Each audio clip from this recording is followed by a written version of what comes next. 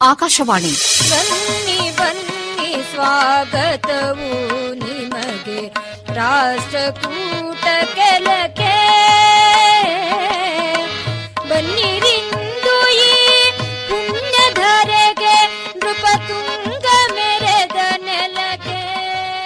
ಕಲಬುರಗಿಯ ವಿಕಾಸ್ ಅಕಾಡೆಮಿಯ ಪ್ರಾಯೋಜಿತ ಸರಣಿ ಕಾರ್ಯಕ್ರಮ ಸಮಗ್ರ ವಿಕಾಸಕ್ಕಾಗಿ ದಿಟ್ಟ ಹೆಜ್ಜೆ. ಈ ಕಾರ್ಯಕ್ರಮದ ಪ್ರಾಯೋಜಕರು ವಿಕಾಸ್ ಅಕಾಡೆಮಿ ಕಲಬುರಗಿ ಮತ್ತು ಶ್ರೀ ಕೊತ್ತಲ ಬಸವೇಶ್ವರ ದೇವಾಲಯ ಪಂಚಮಂಡಳಿ ಸೇಡಂ. ಧರ್ಮ ಮತ್ತು ಸಂಸ್ಕೃತಿಗೆ ನಾಡಿನ ಸಮಗ್ರ ವಿಕಾಸಕ್ಕೆ ಮುಡುಪಾದ ಕಲ್ಯಾಣ ಕರ್ನಾಟಕದಲ್ಲಿನ ಅನುಭವದ ಸ್ಥಳ ಸೇಡಂನ ಶ್ರೀ ಕೊತ್ತಲ ಬಸವೇಶ್ವರ ದೇವಾಲಯ. ಬನ್ನಿ, ಸಹ ಬಾಳ್ವೆಯೊಂದಿಗೆ ಶ್ರಮಿಸೋಣ. ಪ್ರಕೃತಿ ಕೇಂದ್ರಿತ ಸಮಗ್ರ ವಿಕಾಸಕ್ಕಾಗಿ ದುಡಿಯೋಣ. ಆತ್ಮೀಯ ಎಲ್ಲ ಕೇಳುಗರಿಗೆ ನಮಸ್ಕಾರ. ಇದು ಸಮಗ್ರ ವಿಕಾಸಕ್ಕಾಗಿ ದಿಟ್ಟ ಹೆಜ್ಜೆ. ಆತ್ಮೀಯ ಕೇಳುಗರೆ, ಇಂದಿನ ಸಂಚಿಕೆಯಲ್ಲಿ ಮೊದಲಿಗೆ ಒಂದಿಷ್ಟು ವಿಕಾಸ ವಾರ್ತೆ ಕೇಳಿ.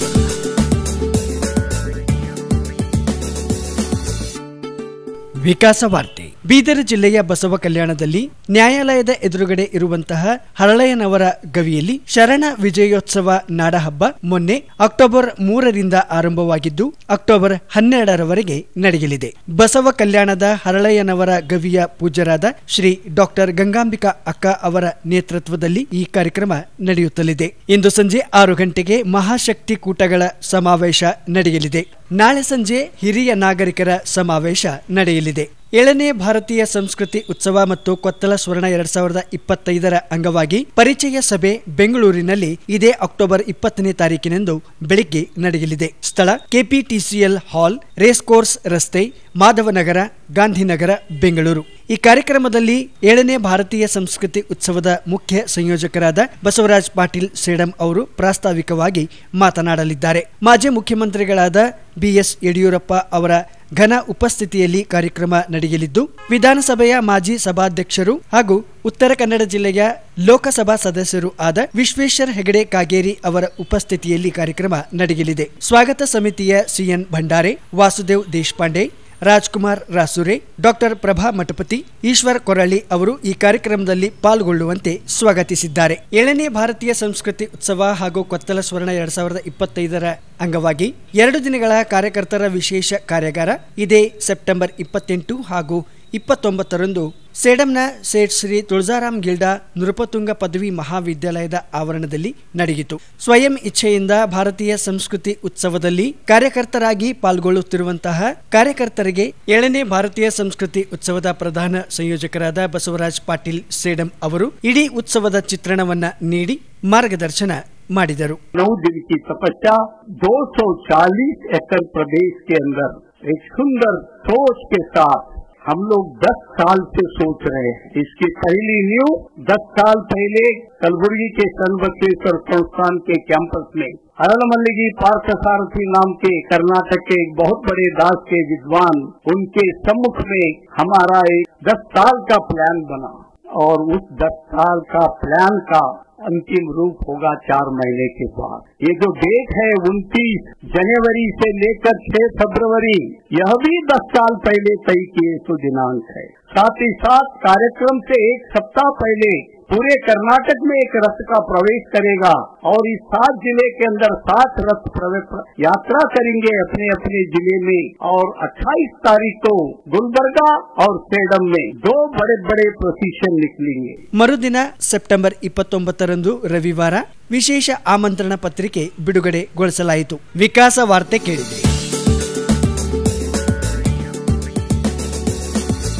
ಆತ್ಮೀಯ ಕೇಳುಗರೆ, ಇದೊಂದು ವಿಶೇಷ ಪ್ರಕಟಣೆ. 7ನೇ ಭಾರತೀಯ ಸಂಸ್ಕೃತಿ ಉತ್ಸವ ಮತ್ತು ಕೊತ್ತಲ ಸ್ವರ್ಣ ಜಯಂತಿ ಕಾರ್ಯಕ್ರಮ ಮುಂಬರುವ 2025ರ ಜನವರಿ 29ರಿಂದ ಫೆಬ್ರವರಿ 6ನೇ ತಾರೀಕಿನವರೆಗೆ ಕಲಬುರ್ಗಿ ಸೇಡಂ ರಾಜ್ಯ ಹೆದ್ದಾರಿಯಲ್ಲಿ ಇರುವ ಬೀರ್ನಹಳ್ಳಿ ಕ್ರಾಸ್ ಹತ್ತಿರದ ಪ್ರಕೃತಿ ನಗರದಲ್ಲಿ 240 ಎಕರೆ ಪ್ರದೇಶದಲ್ಲಿ ನಡೆಯಲಿದೆ. ಪ್ರಕೃತಿಯಿಂದ ಸಂಸ್ಕೃತಿ ಎಡೆಗೆ ಧ್ಯೇಯವಾಕ್ಯವನ್ನ ಇಟ್ಟುಕೊಂಡು ಉತ್ಸವವನ್ನ ಆಯೋಜಿಸಲಾಗುತ್ತಿದ್ದು ಈ ಉತ್ಸವದಲ್ಲಿ ವಿವಿಧ ವಿಭಾಗಗಳನ್ನ ಮಾಡಿ ಆಯಾ ವಿಭಾಗಗಳ ಲೋಕಗಳನ್ನ ಸೃಷ್ಟಿ ಮಾಡಲಾಗಿದೆ. ಸ್ವದೇಶಿ ಉತ್ಪನ್ನಗಳ ಮಾರಾಟ ಮಾರಾಟ ಲೋಕವನ್ನು ಚಿಂತಕರಾದ ರಾಜೀವ್ ದೀಕ್ಷಿತ್ ಅವರಿಗೆ ಸಮರ್ಪಿಸಲಾಗಿದ್ದು, ಈ ಸ್ವದೇಶಿ ಉತ್ಪನ್ನಗಳ ಮಾರಾಟ ಲೋಕಕ್ಕೆ ಕರ್ನಾಟಕದ ರಾಜೀವ್ ದೀಕ್ಷಿತ್ ವಿಚಾರ ವೇದಿಕೆ, ಕರ್ನಾಟಕದ ಸ್ವದೇಶಿ ಜಾಗರಣ ಮಂಚ್ ಸಹಯೋಗ ನೀಡಿವೆ. ಈ ಸ್ವದೇಶಿ ಉತ್ಪನ್ನಗಳ ಮಾರಾಟ ಲೋಕದಲ್ಲಿ ಆಸಕ್ತರು ಮಳಿಗೆಗಳನ್ನ ಪಡೆದು ವಿವಿಧ ವಸ್ತುಗಳ ಪ್ರದರ್ಶನ ಹಾಗೂ ಮಾರಾಟದ ವ್ಯವಸ್ಥೆಯನ್ನು ಪಡೆದುಕೊಳ್ಳಬಹುದು.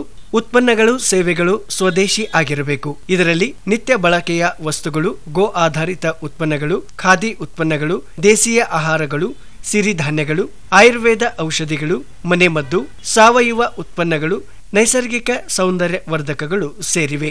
ಮಳಿಗೆಗಳ ವಿವರ ಈ ರೀತಿ ಇದೆ. 10x12 ಅಡಿ ಅಂದರೆ 120 ಚದುರ ಅಡಿ ಜಾಗಕ್ಕೆ 10 ದಿನಗಳಿಗೆ 10,000 ರೂಪಾಯಿ ನಿಗದಿಪಡಿಸಲಾಗಿದೆ. ಇದರಲ್ಲಿ 3 ಟೇಬಲ್ಗಳು ಹಾಗೂ 2 ಕುರ್ಚಿಗಳನ್ನು ವ್ಯವಸ್ಥೆ ಮಾಡಲಾಗುವುದು. ಒಟ್ಟು 300 ಮಳಿಗೆಗಳು ಮಾತ್ರ ಲಭ್ಯವಾಗಿವೆ.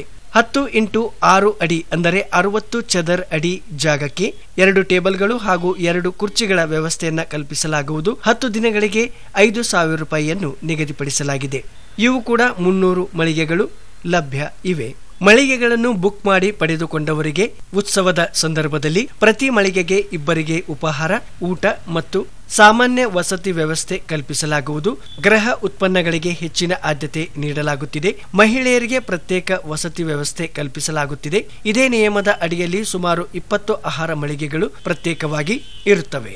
ಮಳಿಗೆಗಳ ನೋಂದಣಿಗಾಗಿ ನೀವು ಅನಿಲ್ ಮಾಲ್ಪಾಣಿ ಮೊಬೈಲ್ ಸಂಖ್ಯೆ 8568883999 ಸಂಪರ್ಕಿಸಬಹುದು.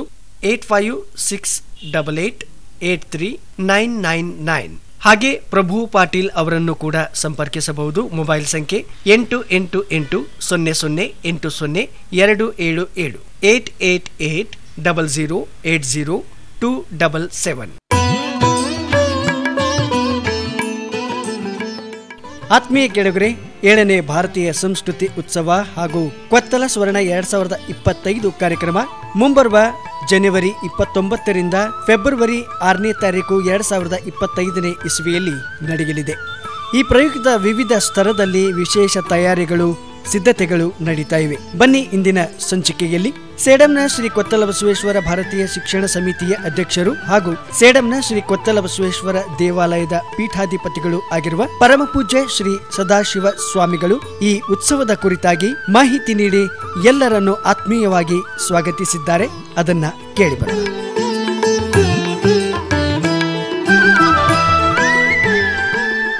ಸಂಸ್ಥೆಯ 50 ವರ್ಷದ ಗೋಲ್ಡನ್ ಜುಬ್ಲಿಯ ಕಾರ್ಯಕ್ರಮದಲ್ಲಿ 9 ದಿನದಲ್ಲಿ ಬಹಳ ವಿಶೇಷವಾದಂಥದ್ದು ಮಾತೃ ಸಮಾವೇಶ, ಮಹಿಳಾ ಸಬಲೀಕರಣ, ತಾಯಿ ಮತ್ತು ಮಗುವಿನ ನಡುವೆ ಇರುವಂಥ ಬಾಂಧವ್ಯ. ಇವತ್ತು ಜಗತ್ತಿನ ಯಾವುದೇ ಮೂಲೆಯ ಮಗು ಇರಲಿ, ಯಾವುದೇ ಸಮಾಜದ ಮಗು ಇರಲಿ, ಆ ಮಗುವಿಗೆ ತಾಯಿ ಅನ್ನುವಂಥ ಶಬ್ದ ಇರುವಂಥ ಪ್ರತಿಯೊಬ್ಬ ಮಹಿಳೆಯು ಕೂಡ ತನ್ನ ಕೈಯಾರೆ ಒಂದು ತುತ್ತು ಅನ್ನವನ್ನು ಉಣಿಸ್ಬೇಕು. ಅದು ಮಾತೃ ಸಮಾವೇಶ. ಅವತ್ತು ಸುಧಾಮೂರ್ತಿ ಅವರು ಇಡೀ ಮಹಿಳಾ ಜನಾಂಗಕ್ಕೆ ದಿಗ್ದರ್ಶನವನ್ನ, ದಿಶೆಯನ್ನ ನೀಡಲಿದ್ದಾರೆ. ಸಮಾಜದಲ್ಲಿ ಶ್ರೇಷ್ಠ ಮಗು ಬೆಳಿಬೇಕಾದ್ರೆ ತಾಯಿ ಏನ್ ಮಾಡಬೇಕು, ಅದಕ್ಕೆ ಜೀಜಾಬಾಯಿ ಉದಾಹರಣೆ ಇರಬಹುದು. ಹೀಗೆ ಮಾತೃ ಸಮಾವೇಶ ಅವತ್ತು ನಡೀತದೆ. ಲಕ್ಷಾಂತರ ಮಂದಿಗೆ ಕೈತುತ್ತಿನ ಊಟ ಇರ್ತದೆ. ಒಬ್ಬ ತಾಯಿ ಮಧ್ಯದಲ್ಲಿ ಕೂತ್ಕೊಂಡು 10 ಮಕ್ಕಳನ್ನ ತನ್ನ ಸುತ್ತ ಕುಂದಿರಿಸಿಕೊಂಡು ಅನ್ನವನ್ನ ಕೊಡುವಂತ ಕೆಲಸ, ಅದರ ಜೊತೆಗೆ ನೈತಿಕ ಮೌಲ್ಯವನ್ನ ಕೊಡುವಂಥದ್ದು, ಸಂಸ್ಕಾರವನ್ನು ಕೊಡುವಂಥದ್ದು. ಅದು ಜನವರಿ 29, 2025ರಂದು ಆಗುವಂಥದ್ದು. 2ನೇ ದಿನ ಶಿಕ್ಷಣ. ಇವತ್ತು ಬುನಾದಿ ಶಿಕ್ಷಣ ಅಂತ ಏನು ಹೇಳ್ತಾ ಇದ್ವಿ, ಬಾಲ್ಯ ಶಿಕ್ಷಣ, ಶಿಶು ಶಿಕ್ಷಣ ಅಂತ ಏನು ಕರಿತಾ ಇದ್ವಿ.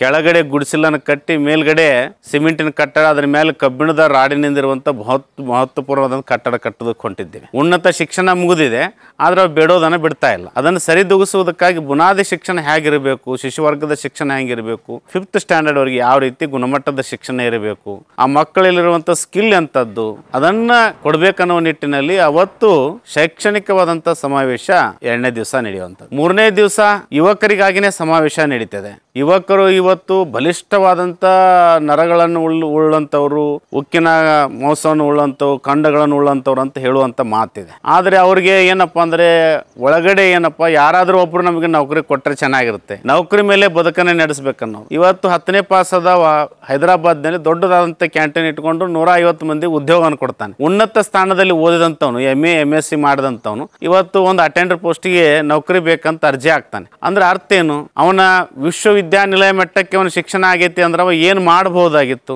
ಅದನ್ನ ಮನವರಿಕೆ ಮಾಡುವ ದೃಷ್ಟಿಯಿಂದ ಮತ್ತು ಅವನ ದಿಶೆಯನ್ನು ಬದಲಿಸುವ ದೃಷ್ಟಿಯಿಂದ ಅವತ್ತು ಉನ್ನತ ಶಿಕ್ಷಣ ಸಚಿವರು, ಶಿಕ್ಷಣಕ್ಕೆ ಸಂಬಂಧಪಟ್ಟಂತ ವ್ಯಕ್ತಿಗಳು, ಗುರುರಾಜ್ ಕರ್ಜಿಗೆ ಅಂತವರು ಮತ್ತು ಅಂತಾರಾಷ್ಟ್ರೀಯ ವ್ಯಕ್ತಿಗಳು, ರಿಸೋರ್ಸ್ ಪರ್ಸನ್ ಅವರು ಮಾರ್ಗದರ್ಶನವನ್ನ ನೀಡಲಿದ್ದಾರೆ. ಇದು ಯುವಕರಿಗಾಗಿ ಮತ್ತು ಅದರ ಜೊತೆಗೆ ಕೃಷಿಕರು, ಸ್ವಾವಲಂಬಿ ಕೃಷಿಕರು. ಇವತ್ತು ಜನ ಶಿಕ್ಷಣಕ್ಕೆ, ಆರೋಗ್ಯಕ್ಕೆ ಖರ್ಚು ಮಾಡಿದಷ್ಟು ಯಾವುದಕ್ಕೂ ಖರ್ಚು ಮಾಡ್ತಾ ಇಲ್ಲ, ಅಷ್ಟು ಖರ್ಚು ಮಾಡ್ತಾರೆ. ಹಿಂದೊಂದು ಕಾಲ ಇತ್ತು, ಯಾರ ಮನೆಯಲ್ಲಿ ನೆವನಿ ಬಾನ ಅಂತಾರಂದ್ರೆ ಬಡವ, ರಾಗಿ ಅಂತಂದ್ರೆ ಬಡವ, ರಾಗಿ ರೊಟ್ಟಿ ಅಂತಂದ್ರೆ ಬಡವ ಅಂತಿದ್ರು. ಆದ್ರೆ ಇವತ್ತು ಹೊಳ್ಳಿ ಅತ್ಯಂತ ಶ್ರೀಮಂತರು, ಬಂಗಾರದ ಚಮಚಲ್ಲಿ ಉಣ್ಣವರು ಹೊಳ್ಳಿ ರಾಗಿ ಗಂಜಿ ಕುಡಿಯುವಂತ ಪರಿಸ್ಥಿತಿ ಬಂತು. ನೆವನಿ ಉಣ್ಣುವಂಥದ್ದು, ಊದ್ಲಾ ಉಣ್ಣುವಂಥದ್ದು, ಅರ್ಕ ಉಣ್ಣುವಂಥದ್ದು ಬಂತು.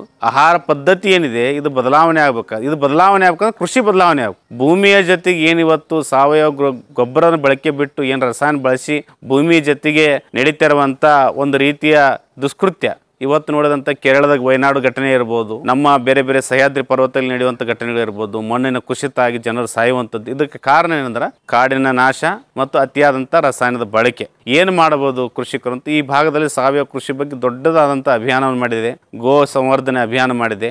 ಇಂಬು ಕೊಡಬೇಕು, ಒಳ್ಳೆ ಆಹಾರ ಸಿಗಬೇಕು, 100 ವರ್ಷ ಬದುಕ್ತೀನಿ ಅನ್ನುವಂಥ ಮನುಷ್ಯ ಭಾಳ ಗಟ್ಟಿಯಾಗಿ ಹೇಳ್ಬೇಕು. ಇವತ್ತು ನಾಳೆ ಬದುಕ್ತೀನಿ ಅನ್ನುವಂಥ ಧೈರ್ಯ ನಮ್ಮ ಹತ್ರ ಇಲ್ಲ. ಕಾರಣ ಏನಂದ್ರೆ ಆಹಾರದಲ್ಲಿರುವಂಥ ವ್ಯತ್ಯಾಸಗಳು, ಅದು ಕೃಷಿಯಿಂದ ಆಗ್ತಾ ಇರುವಂಥದ್ದು. ಅದಾದ ಮೇಲೆ ಗ್ರಾಮ ಅಭಿಯಾನ ಮತ್ತು ಗ್ರಾಮದ ಜೊತೆಗೆ ನಿಸರ್ಗ. ಹಿಂದಕ್ಕೆ ಕೌದಿ ತಯಾರಾಗ್ತಿತ್ತು, ಆಮೇಲೆ ಕುಳ್ಳುಗಳು ತಯಾರಾಗ್ತಿದ್ವು, ಮಜ್ಜಿಗೆ ಅಲ್ಲೇ ಸಿಗ್ತಿತ್ತು, ಹಾಲು ಅಲ್ಲೇ ಸಿಗ್ತಿತ್ತು. ಇವತ್ತೆಲ್ಲವಕ್ಕೂ ಡೈರಿಗೆ ಹೋಗ್ಬೇಕಾಗಿದೆ. ಅದೆಲ್ಲ ಹೋಗಬಾರ್ದಂದ್ರೆ ನಮ್ಮ ಸ್ಮಾಲ್ ಸ್ಕೇಲ್ ಇಂಡಸ್ಟ್ರಿ, ಗುಡಿ ಕೈಗಾರಿಕೆಗಳು ಅಂತ ಕುಲ ಕಸಬುಗಳು ಅಂತ ಏನಿರ್ತಿದ್ವು, ಚಪ್ಪಲ್ ಅಲ್ಲೇ ರೆಡಿ ಆಗ್ತಿದ್ವು, ಅಲ್ಲೇ ಅಂಗಿ ರೆಡಿ ಆಗ್ತಿತ್ತು, ಟೋಪಿಗಳು ಅಲ್ಲೇ ರೆಡಿ ಆಗ್ತಿದ್ವು, ಎಲಿ ಚೀಲಗಳಂತ ಇರ್ತಿದ್ವು, ಅವು ರೆಡಿ ಆಗ್ತಿದ್ವು. ಗ್ರಾಮ್ಯ ಅಭಿಯಾನದಲ್ಲಿ ದೇವಾಲಯ, ಮನೆ ಮತ್ತು ಶಾಲೆ ಇವು ಮೂರನ್ನು ಸರಿಪಡಿಸುವುದರೊಂದಿಗೆ ಅಲ್ಲಿರುವಂಥ ಗ್ರಾಮ ಅಭಿಯಾನವನ್ನು ಸರಿ ಮಾಡಬೇಕನ್ನೋದನ್ನ ಗ್ರಾಮ ಸಮೃದ್ಧಿ ಅನ್ನುವಂಥ ನಿಟ್ಟಿನಲ್ಲಿ ಕೆಲಸವನ್ನು ಮಾಡ್ತಾ ಇದ್ದೇವೆ. ಕಲಿತು ಬಹಳಷ್ಟು ಜನ ಕುಳಿತಿದ್ದಾರೆ. ದೇಶದಲ್ಲಿ ಸಾಕಷ್ಟು ಸ್ವಯಂ ಉದ್ಯೋಗಕ್ಕೆ ಪ್ರೋತ್ಸಾಹ ಇದೆ. ಅದನ್ನು ಬೆಳೆಸುವಲ್ಲಿ ಏನು ಮಾಡಬೇಕು? ಕೊನೆಗೆ ಬರುವುದಂದ್ರೆ ದೇಶ, ಧರ್ಮ, ಸಂಸ್ಕೃತಿ. ಮನುಷ್ಯನಿಗೆ ಆಗದೇ ಇದ್ರೆ ಮತ್ತು ಏನಿದೆ ಸಮಾಜದಲ್ಲಿ? 12ನೇ ಶತಮಾನದಲ್ಲಿ ಬಸವಣ್ಣನವರು ಕೊಟ್ಟಂತ ಸಮಾಜದ ಕಲ್ಪನೆಯನ್ನ ಕೊಡಬೇಕು ಮತ್ತು ಸಂಸ್ಕೃತಿಯನ್ನು ಉಳಿಸಬೇಕು. ವರ್ಕ್ ಕಲ್ಚರ್, ಕಾಯಕ ಸಂಸ್ಕೃತಿಯನ್ನ ಉಳಿಸುವ ನಿಟ್ಟಿನಲ್ಲಿ ದೇಶ, ಧರ್ಮ, ಸಂಸ್ಕೃತಿಯ ಸಂಬಂಧಪಟ್ಟಂತೆ ಗಣ್ಯ ವ್ಯಕ್ತಿಗಳು ಧರ್ಮಕ್ಕೆ ಸಂಬಂಧಪಟ್ಟಂತೆ, ದೇಶಕ್ಕೆ ಸಂಬಂಧಪಟ್ಟಂತೆ ಕಾರ್ಯಕ್ರಮಗಳು ನಡೀತಾ ಇವೆ. 9 ದಿವಸದ ಈ ಕಾರ್ಯಕ್ರಮ ಅಂದರೆ ಒಂದು ಕುಂಭಮೇಳದಲ್ಲಿ, ಮಾಘಸ್ನಾನದ ಕುಂಭಮೇಳದಲ್ಲಿ ಮಿಂದೆದ್ರೆ ಎಲ್ಲಾ ಪಾಪಗಳು ಕಳೀತಾವ ಅನ್ನುವಂಥ ಒಂದು ವಾಡಿಕೆ ಇದೆ. ಹಾಗೆ 9 ದಿವಸದ ಈ ಕಾರ್ಯಕ್ರಮದಲ್ಲಿ ಮಿಂದೆದ್ರೆ ಒಂದು 100 ಗ್ರಂಥಗಳನ್ನು ಓದಿದ್ರೆ ಎಂಥ ಜ್ಞಾನ ಬೇಕು ಅಂಥ ಜ್ಞಾನ ಸಿಗುತ್ತೆ. ಅದು 30 ಲಕ್ಷ ಜನ ಬಂದು ಹೋಗುವ ನಿರೀಕ್ಷೆ ಇದೆ. ಇದು ಕೋಟ್ಯಾಂತರ ಜನರ ಮೇಲೆ ಪ್ರಭಾವ ಬೀರೋದಿದೆ. ಅದಕ್ಕಾಗಿ ಈ ಕಾರ್ಯಕ್ರಮದ ಸದುದ್ದೇಶ ಏನಂದ್ರೆ ಸಮಾಜ ಮುಂದಿರಬೇಕು ಮತ್ತು ರಾಜ್ಯದ ಪ್ರತಿನಿಧಿಗಳು, ದೇಶದ ಜನಪ್ರತಿನಿಧಿಗಳು ಅವರ ಆಶಯಕ್ಕೆ ತಕ್ಕಂತೆ ಕೆಲಸ ಮಾಡಬೇಕು. ಇದು ವಿನೋಬಾ ಭಾವೆಯವರ ಕನಸಿದೆ, ಎಲ್ಲ ಜನರ ಕನಸಿದೆ, ಪ್ರಜ್ಞಾವಂತರ ಕನಸಿದೆ. ಆ ಕನಸಿಗೆ ನಮ್ಮದೊಂದು ಪುಟ್ಟದಾದಂಥ ಹೆಜ್ಜೆ.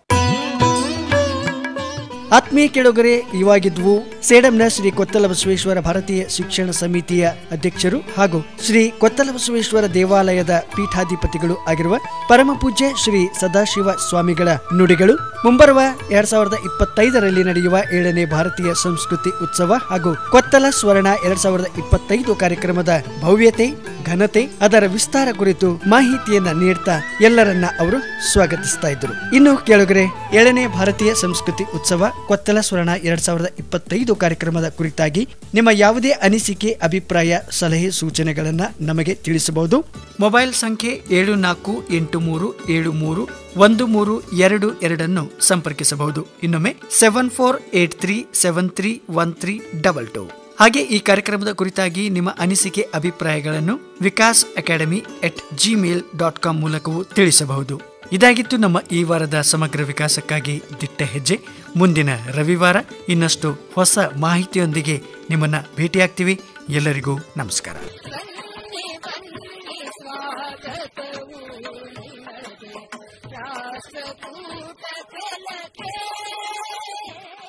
ಇದುವರೆಗೆ ಕಲಬುರಗಿಯ ವಿಕಾಸ್ ಅಕಾಡೆಮಿಯ ಪ್ರಾಯೋಜಿತ ಸರಣಿ ಕಾರ್ಯಕ್ರಮ ಸಮಗ್ರ ವಿಕಾಸಕ್ಕಾಗಿ ದಿಟ್ಟ ಹೆಜ್ಜೆ ಪ್ರಸಾರವಾಯಿತು. ಪ್ರಸ್ತುತಿ ಲಕ್ಷ್ಮೀಕಾಂತ್ ಪಾಟೀಲ್. ಈ ಕಾರ್ಯಕ್ರಮದ ಪ್ರಾಯೋಜಕರು ವಿಕಾಸ್ ಅಕಾಡೆಮಿ ಕಲಬುರಗಿ ಮತ್ತು ಶ್ರೀ ಕೊತ್ತಲ ಬಸವೇಶ್ವರ ದೇವಾಲಯ ಪಂಚಮಂಡಳಿ ಸೇಡಂ. ಧರ್ಮ ಧರ್ಮ ಮತ್ತು ಸಂಸ್ಕೃತಿಗೆ, ನಾಡಿನ ಸಮಗ್ರ ವಿಕಾಸಕ್ಕೆ ಮುಡುಪಾದ ಕಲ್ಯಾಣ ಕರ್ನಾಟಕದಲ್ಲಿನ ಅನುಭವದ ಸ್ಥಳ ಸೇಡಂನ ಶ್ರೀ ಕೊತ್ತಲ ಬಸವೇಶ್ವರ ದೇವಾಲಯ. ಬನ್ನಿ, ಸಹಬಾಳ್ವೆಯೊಂದಿಗೆ ಶ್ರಮಿಸೋಣ. ಪ್ರಕೃತಿ ಕೇಂದ್ರಿತ ಸಮಗ್ರ ವಿಕಾಸಕ್ಕಾಗಿ ದುಡಿಯೋಣ.